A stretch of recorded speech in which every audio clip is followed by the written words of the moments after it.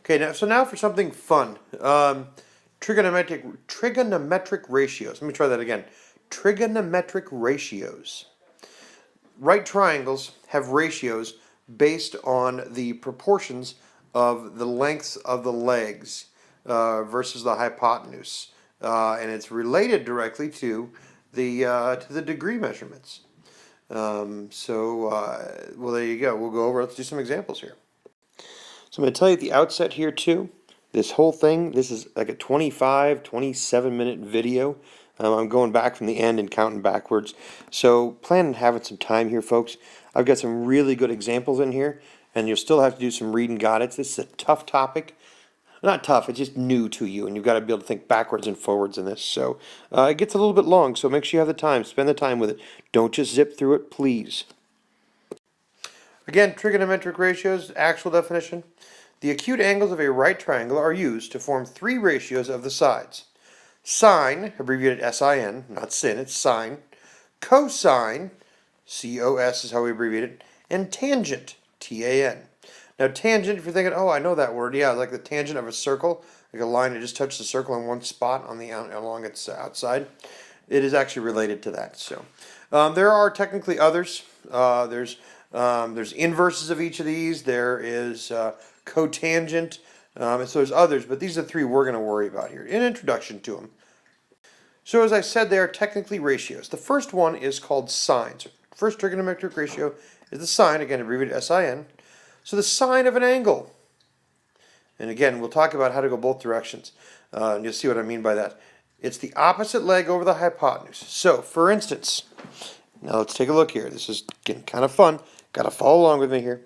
So the sine of angle A, this is angle A up here, so sine is opposite leg over the hypotenuse. So this is the opposite leg. So little a over the hypotenuse of C. So if those had numbers, that's what I would put there. So if we talk about angle B, this angle B, its opposite leg is the one over here, little b. So little b over hypotenuse of C. And we'll put some numbers in these here in just a minute. But again, these are the strictest definitions. So sine is opposite over hypotenuse. Let me write that out for you, and it's something that's going to be useful in a little bit. SOH. Sine is opposite over hypotenuse. I'm going to put all this together in a minute, but for now, write that down. Trust me on this. So that's sine. Also, as I said, cosine, abbreviated, hang on, that's not what I wanted here. Abbreviated, COS, well, let me erase it. And that one is adjacent over hypotenuse. So, the cosine of A. Now, by the way, the hypotenuse is never the adjacent. Adjacent, remember, means next to. So that's B, this side B, over the hypotenuse. So little b over hypotenuse. And again, if they had numbers, I'd put numbers in there. Cosine of B, adjacent, is A over the hypotenuse of C, little a over C. If you go back and take a look at the last one, you might notice that the sine of A is the same as the cosine of B. And the cosine of A is the same as the sine of B. So go back and take a look at that. So, and again, we're going to put numbers on this. What I want to get to here is, to help you remember it, cosine is adjacent over hypotenuse. So, ca. So this one, so the first one we had so, S-O-H for sine.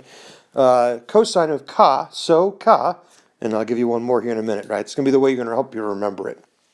Unless you're like way smarter than me, just keep it in your head. Finally, tangent, T-A-N is the abbreviation.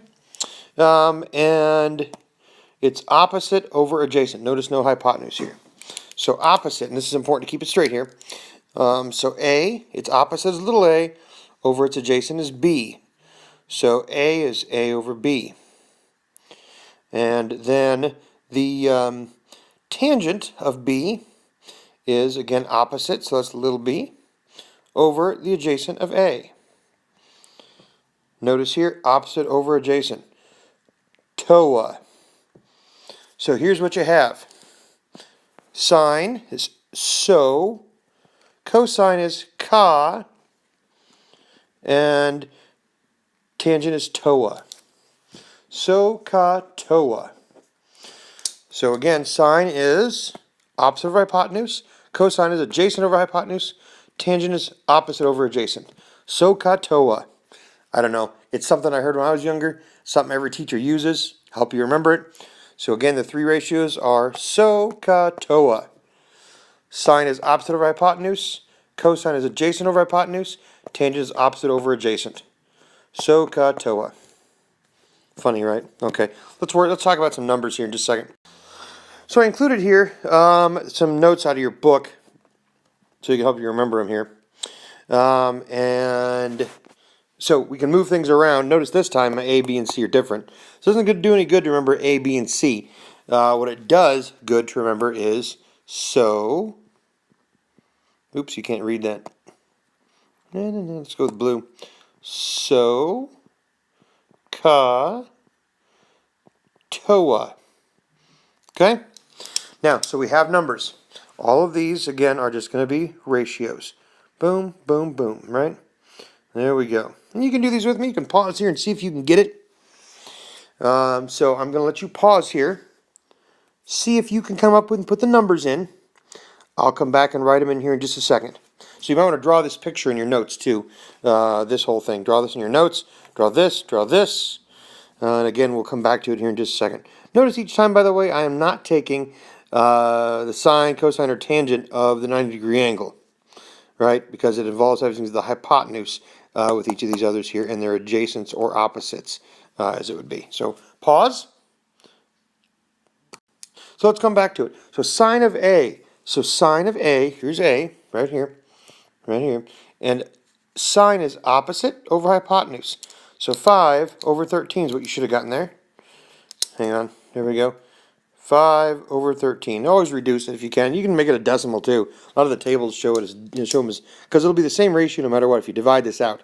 If you have a 5, 12, 13 triangle, it's going to come out the same. So cosine, again, cosine is adjacent over hypotenuse. So cosine of A, adjacent, 12, over 13.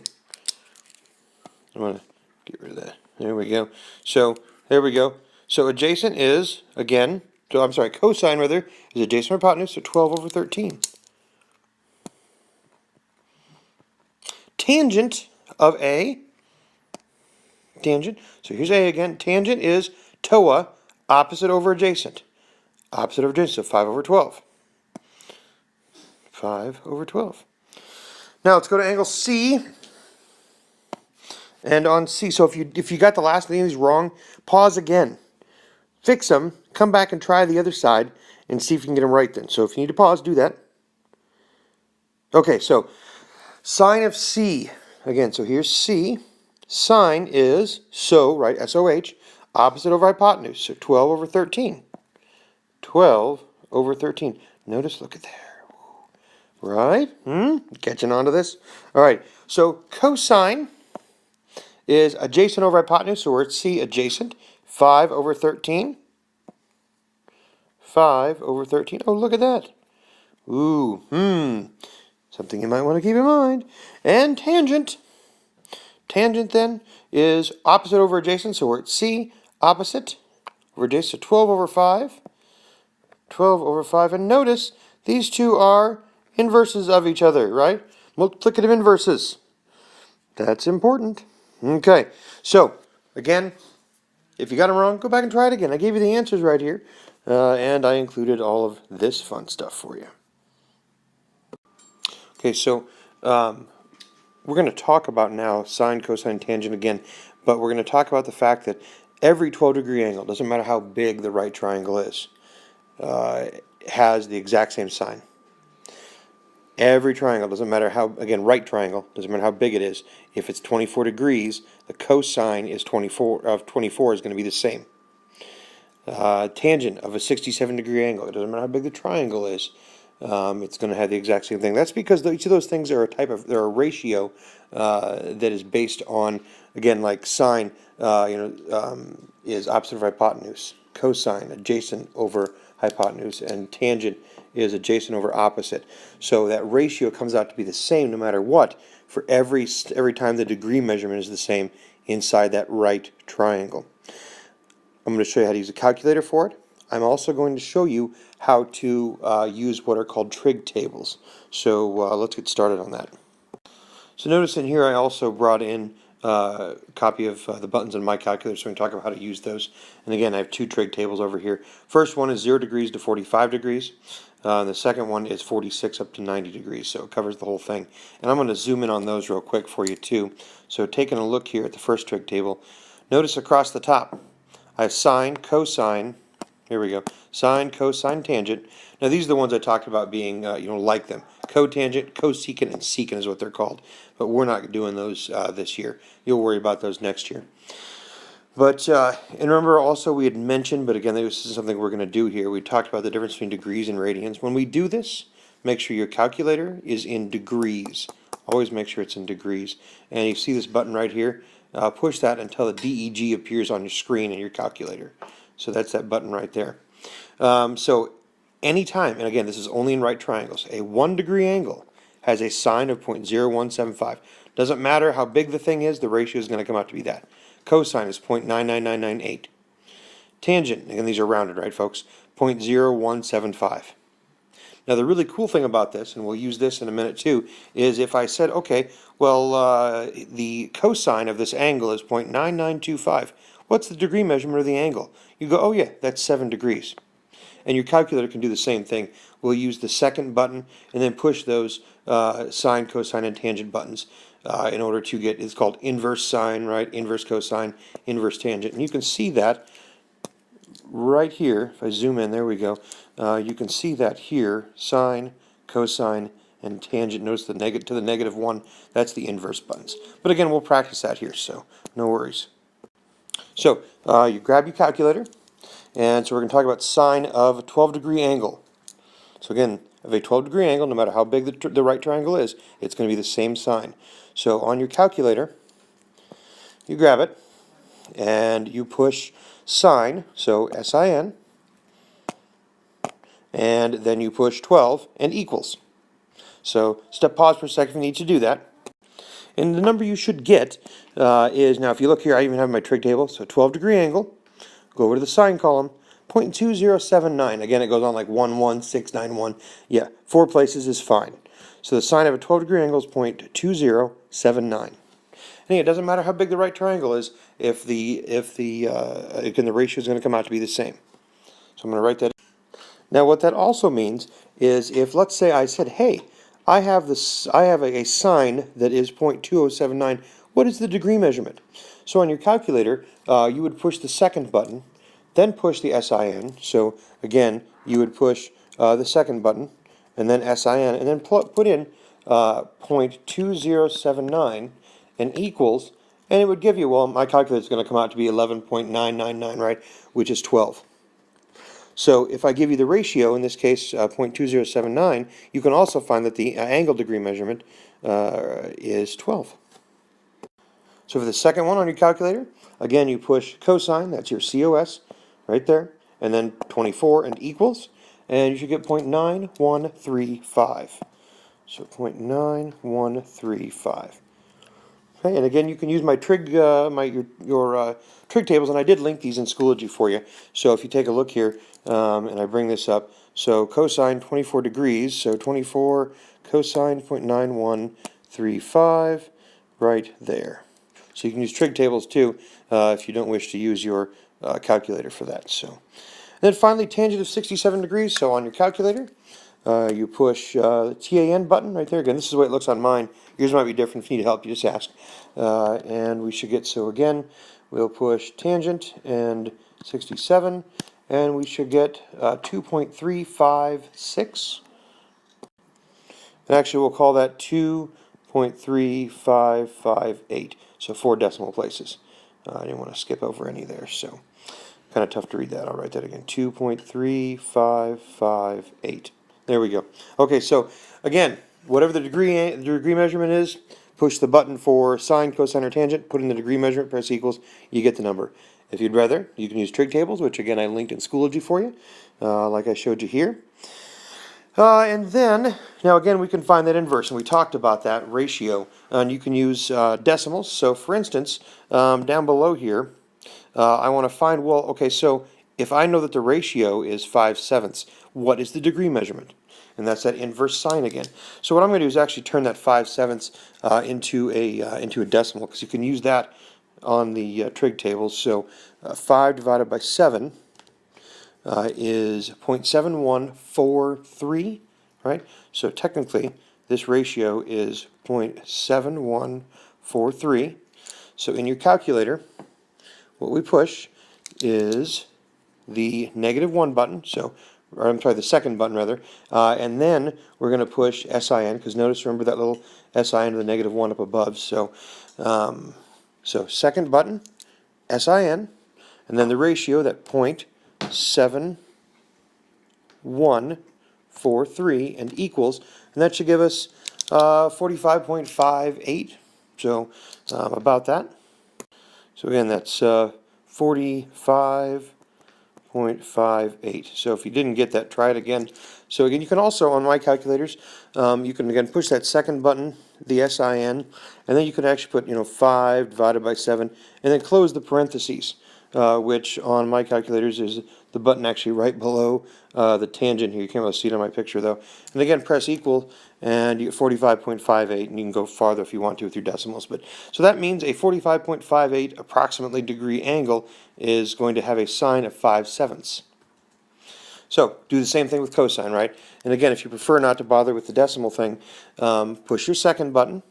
And again, that's up here, and then push your cosine button, and that takes you, remember that's sort of the shift there, so you get cosine to the -1, and you can push 1/7, so 17, and then division sign, and then 23, and then that end parentheses that's right there behind or below the tangent, and you will get, whoops, hang on a sec, so you'll get 42.34, and then we'll finish up here with the last one, the tangent, so inverse tangent. So we got to figure out what the degree measurement is if the tangent is 1.235. So again, second button, tangent button, 1.235. Close the parentheses and equals, and you get a 51.00. So we'll call that 51. 51. And again, these are actually degrees, so don't forget the degree sign, as I almost forgot there. So there we go, using the calculator to calculate what the degree measurement is if I give you the ratio. And I don't want you to worry here, we're going to do some examples, obviously out of the book, but these are sort of your introduction to it. Okay, so moving on with our definitions after that fun in the middle. Angle of elevation. The angle formed with the horizon looking up. So if you're standing down here at A, and you want to know the angle of elevation to the top of that tree, so looking towards the horizon, that's this way, notice makes a right triangle. How do you like that? So height of H, height of the tree, X over here, notice the right angle, and this is our angle of elevation right here. So what we're really saying is if you knew the distance to the tree, the height of the tree, you could calculate the angle, right? So think about, say opposite over adjacent, you would use the tangent of, in order to find the angle. Or if you knew, right, this could be more fun, if you knew, let's say the angle here, and you calculated the tangent, you knew the distance to the tree, you could use that to find a pretty good estimate on the height of that tree, because you know the ratios.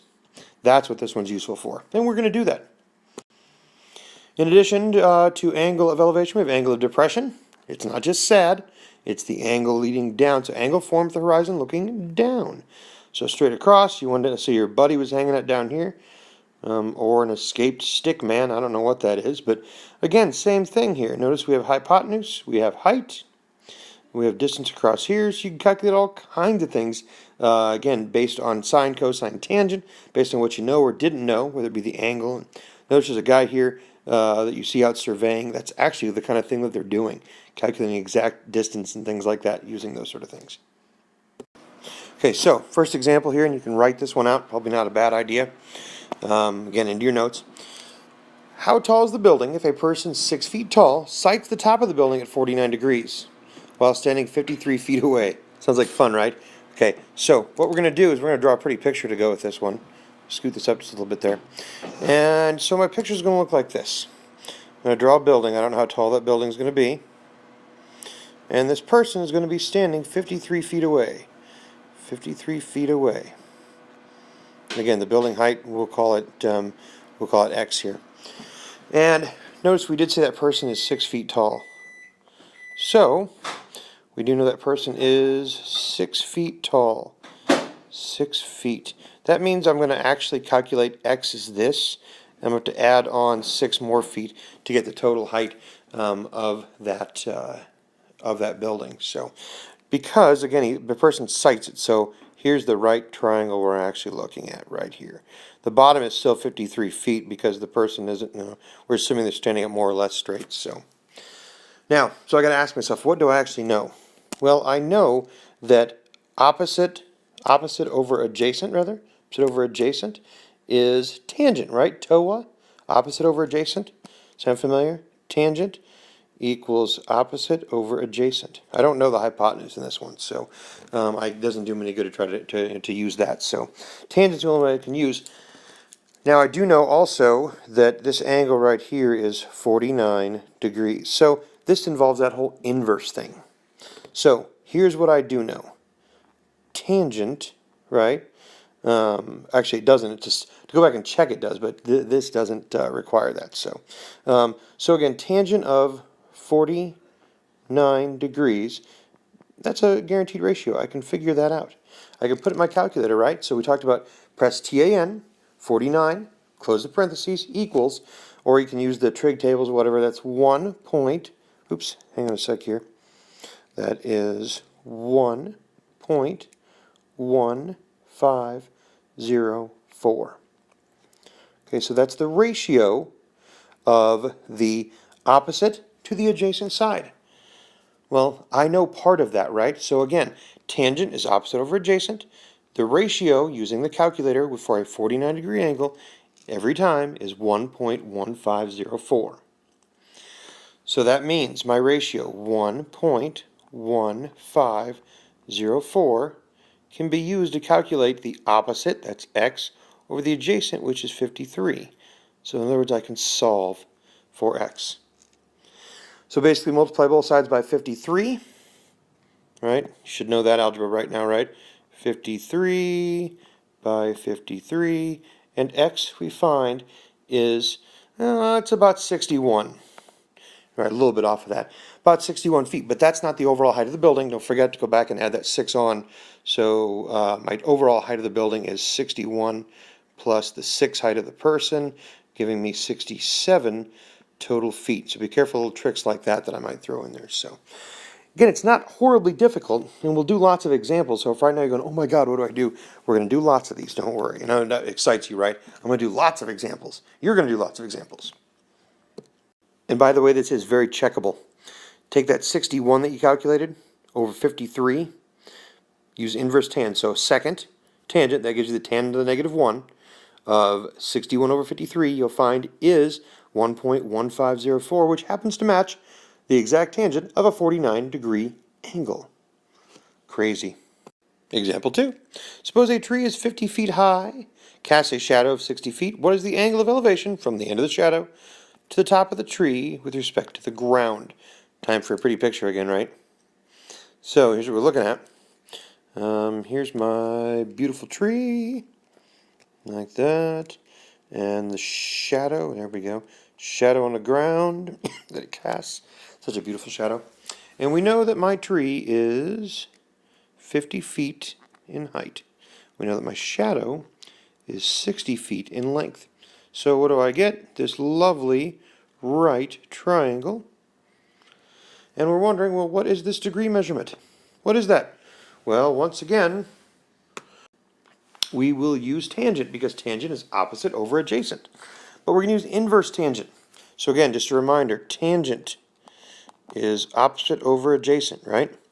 So in this case, we want inverse tangent. What that looks like in your calculator is you push that second button.